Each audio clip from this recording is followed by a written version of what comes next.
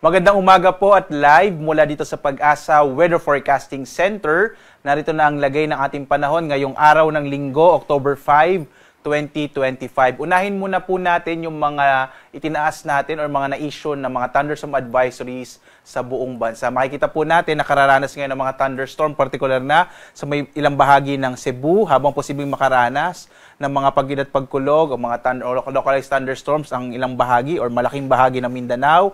Ngayon din sa ilang bahagi po ng Kabisayaan, particular na dito sa may area ng Eastern Visayas at Negros Island Region. Dito naman sa area ng Central Luzon, kasama yung Calabarzon at gayon din sa Metro Manila, ay more likely po na maaaring magkaroon din ng mga thunderstorms mamayang hapon hanggang sa gabi. Muli po, no, itong panahon.gov.ph na isa sa mga websites natin dito sa Pag-asa, makikita po natin yung mga latest at updated na mga thunderstorm advisories, rainfall information, heavy rainfall warning at mga flood advisories sa buong Pilipinas. So bumisita po kayo, tingnan itong panahon.gov.ph para updated po tayo sa mga ini-issue ng mga thunderstorm advisories at iba pang impormasyon ng DOST Pag-asa.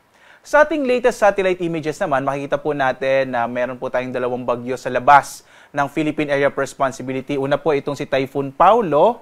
Ito po yung formerly Paulo po at may international name na Matmo at patungo na sa may southern part ng China. Hindi na po ito nakakaapekto sa ating bansa. Samantala, meron pa tayong isang bagyo na nasa labas ng Philippine Area of Responsibility. Ito po ay si Tropical Storm Halong. Ito po yung binantayan natin na low pressure area sa nakalipas na araw. At sa ngayon nga, base sa pinakahuling datos natin, posible pa rin naman itong pumasok ng Philippine Area of Responsibility. Pero most probably po sa may northeastern boundary lang ito ng PAR. Hindi rin natin ito nakikitang makakaapekto sa ating bansa at kikilos ito pa kanluran. Sa ngayon, kumikilos ito pakanluran sa 10 kilometers per hour. Ang pangalan po ng ating magiging susunod na bagyo na papasok ng Philippine Area of Responsibility or mabubuo ay Kedan, after po yan ng Paulo.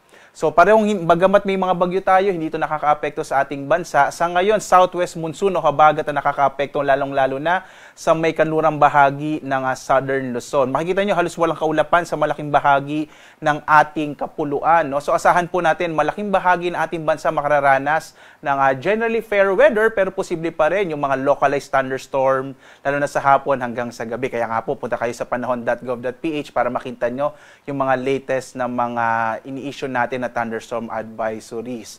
At sa ngayon, maliban po dito sa dalawang bagyo sa labas ng PAR, wala pa tayong namamataan sa loob naman ng Philippine Area of Responsibility na low pressure area. So asahan naman dito sa may area ng Palawan, lalong-lalo sa Kalayaan Islands, yung potensyal ng mga pag-ulan dulot ng hanging habagat.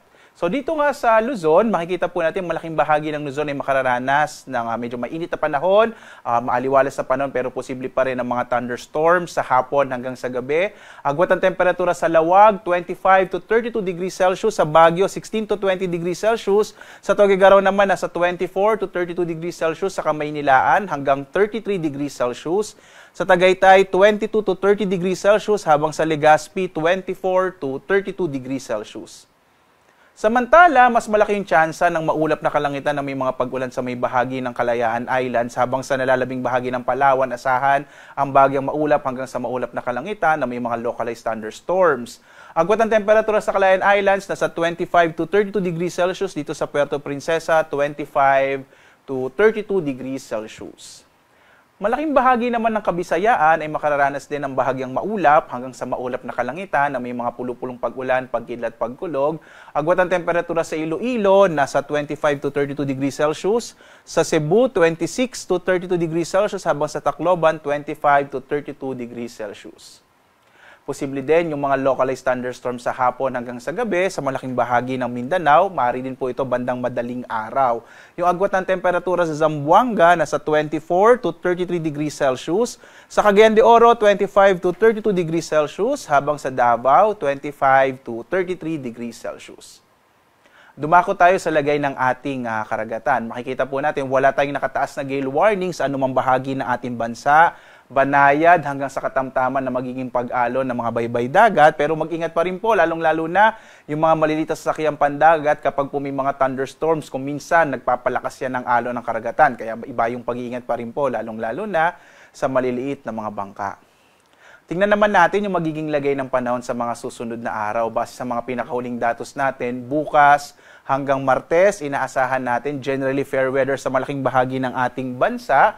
Pagdating naman po ng midweek, Wednesday to Thursday, posibleng medyo maging maulap yung kalangitan sa may bahagi ng Palawan at Mindanao dahil inaasahan natin na muling iiral or magkakaroon pa rin ng epekto ulit ang southwest monsoon o hanging habagat. Muli po, pwede pa rin naman itong magbago, kaya lagi tayong magbibigay update mula dito sa DOST Pag-asa.